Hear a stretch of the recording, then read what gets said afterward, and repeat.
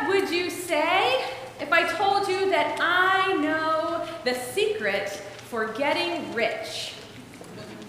And I'm going to share it with you today. Aren't you glad you came to church this morning? Yes, over the years I have learned that following the teachings of the Bible will make you rich, without a doubt. Now, of course, being rich is a relative thing, right?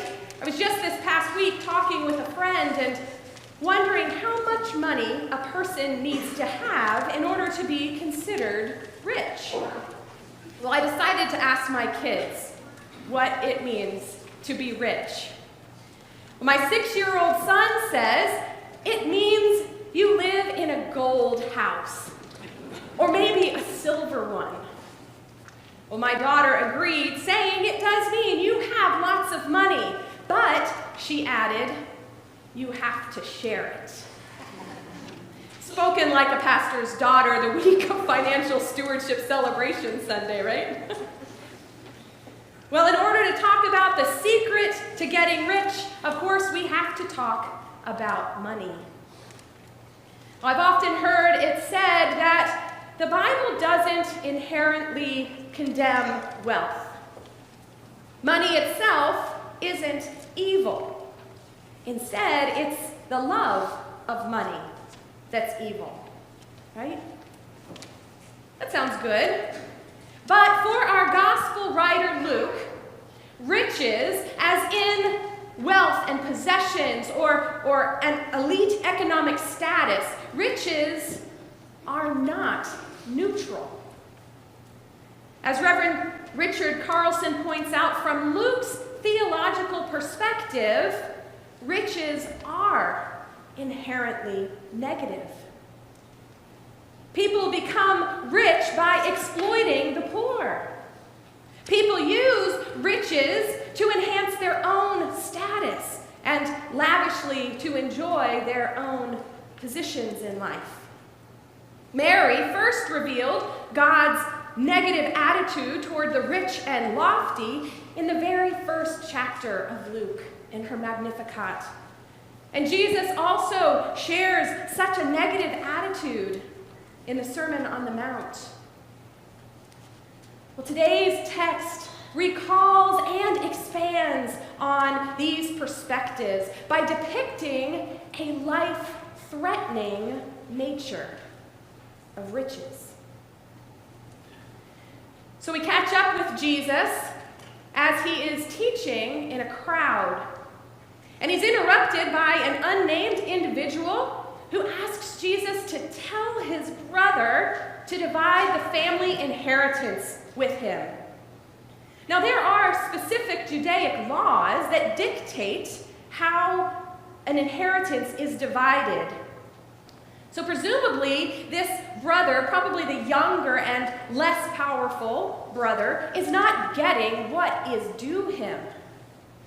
So he comes to Jesus, a rabbi, and asks for arbitration. Now, Jesus refuses to stand in as a judge, but he doesn't miss the opportunity to teach about the dangers of wealth. Take care, Jesus says.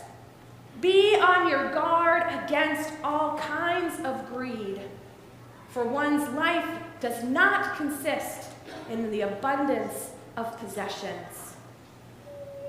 And then to illustrate this, Jesus tells a parable, a story about a rich man whose land produces abundantly.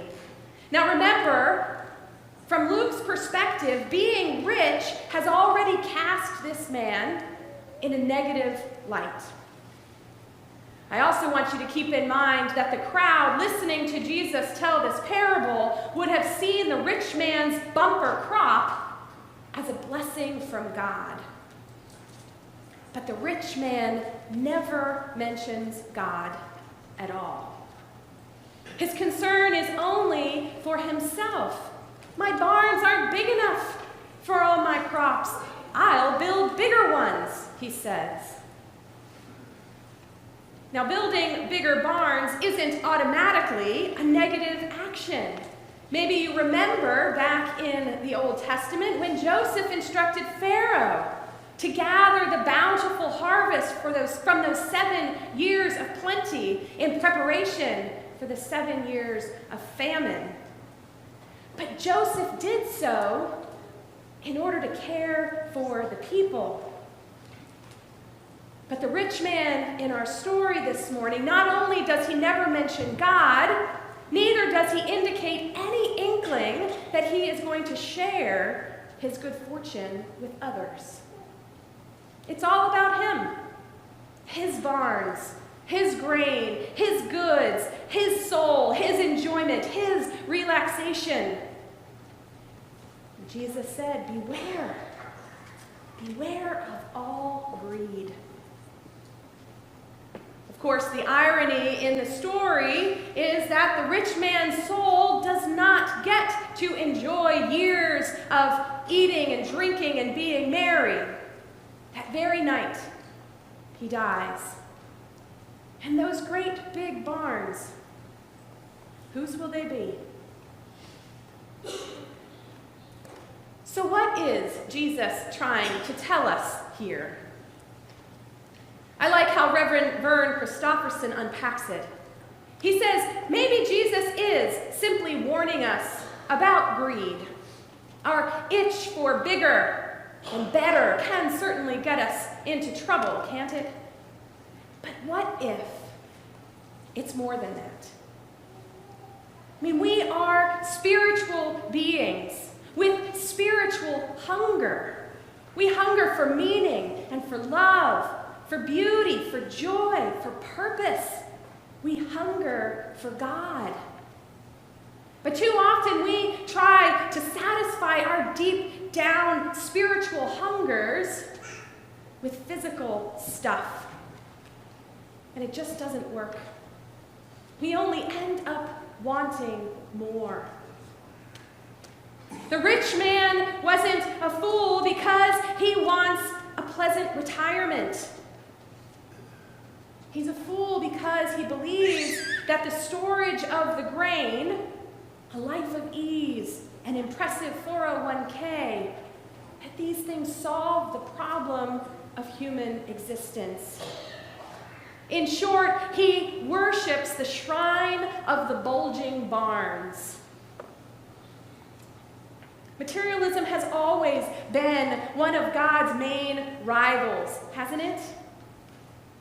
We just think if each of us took out our wallets and looked inside, we might find a couple of bills, a receipt for gas, an insurance card, a driver's license, maybe some credit cards. But this little piece of leather signifies so much more than that, doesn't it? It's our version of bulging barns. It's our temple of the 21st century. All too often, we are led to believe that our happiness is directly tied up with what's inside. But then Jesus comes along and says, don't be a fool. You want to be happy? Try being rich toward God. That's the secret. The secret for getting rich. Be rich toward God. It means being less concerned about the fairness of our inheritance and more concerned about our relationship with our brother. It means worshiping at an altar where we can satisfy our deepest hungers. It means holding on to our stuff a little less tightly. And it means asking God to make us more generous, because generosity is the best antidote to materialism that we can get. We have an example of a people who are rich toward God. The Christians in Macedonia. The Apostle Paul tells us about them in his second letter to the Corinthians. You see, Paul had asked them if they wanted to contribute to the offering that he was collecting for the Christians in Jerusalem. who were suffering from a severe famine. Well, the Macedonians themselves had very little money to spare, but they wanted to help. Paul writes, their abundant joy and extreme poverty overflowed in a wealth of generosity. How do they do that? Well, Paul gives us a hint. They gave themselves first to the Lord. They dedicated their lives to putting God first. And then by the time Paul collected his offering, they begged for the privilege to participate. Giving was not something they had to do, it was something they wanted to do.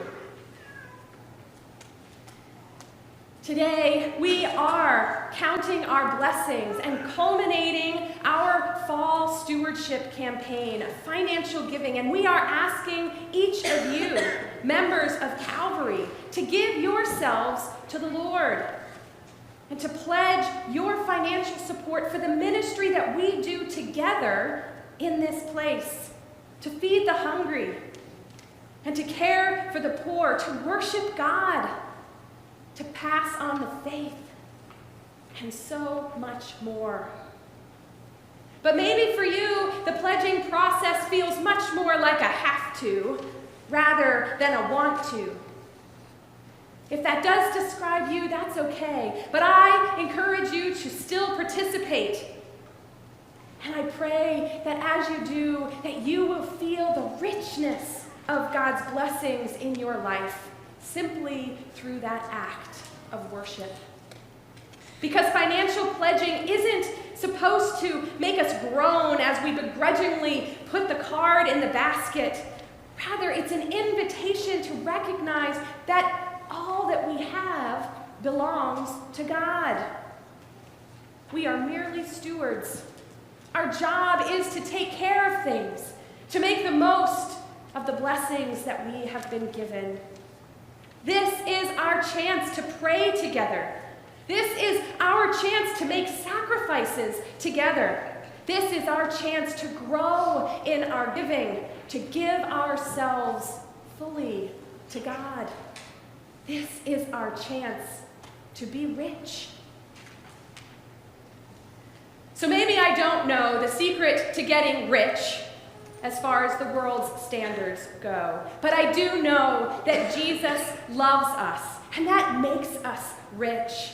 And when we share what we have joyfully, abundantly, generously for Christ's mission, then we will experience richness beyond our understanding, even if we don't live in gold houses. Thanks be to God. Amen.